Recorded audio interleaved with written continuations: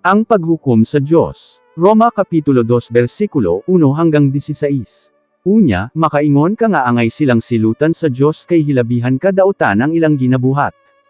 Apan ikaw nga nagaingon ni ana nagahukom usab sa imong kaugalingon, kay gipakadautan mo sila apan mauusab ang imong ginabuhat. Nasayran nato nga matarong ang paghukom sa Diyos sa mga tawo nga nagahimog dautan. Apan kinsa ka ba nga muhukom sa uban tungod sa ilang binuhatan nga mao man usab ang imong ginabuhat.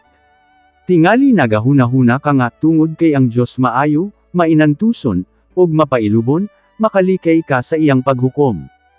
Wala ka ba masayod nga ang kaayo sa Diyos nagahatag ug kahigayunan nga maghinulsol ka? Apan tungod kay gahi kag ulo ug dili ka maghinulsol, ginadugangan mo ang imong silot sa pag-abot sa adlaw nga ang Diyos maghukom. Ni anang adlaw makita sa tanan nga matarong ang iyang paghukom. Kay ang Diyos magabalos sa tagsa-tagsa sumala sa iyang mga binuhatan. Adunay mga tawo nga nagapadayon sa pagbuhat ug maayo tungod kay giinatinguhan nila nga dayigon sila sa Diyos, pasidunggan, ug hatagan ug kinabuhi nga walay kamatayon. Kana nga mga tawo hatagan gayud ug kinabuhi nga walay katapusan. Apan may mga tawo usab nga kaugalingon lang nila ang ilang gihuna-huna ug nagasalikway sa kamatuoran ug nagasunod sa dautan. Matagamtaman ining mga tawhana ang kapunguot ug kasuko sa Dios. Kay ang tanan nga mga tawo nga nagabuhat og daotan magaantos gayod, una ang mga Hudyo ug sunod ang mga dili Hudyo. Apan ang mga tawo nga nagabuhat og maayo, dayigon ug pasidunggan sa Dios, ug mamaayo ang ilang kahimtang, una ang mga Hudyo ug sunod ang mga dili Hudyo. Kay ang Diyos walay pinalabi.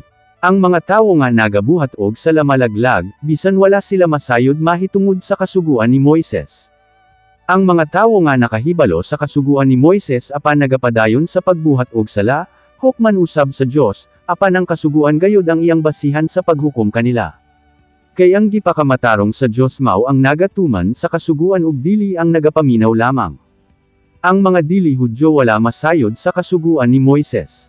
Apan kon ginabuhat nila ang nahisulat diha sa kasuguan, nagapamatuod lang nga bisan wala sila masayod sa kasuguan, nasayra nila kon unsa ang husto nga buhaton.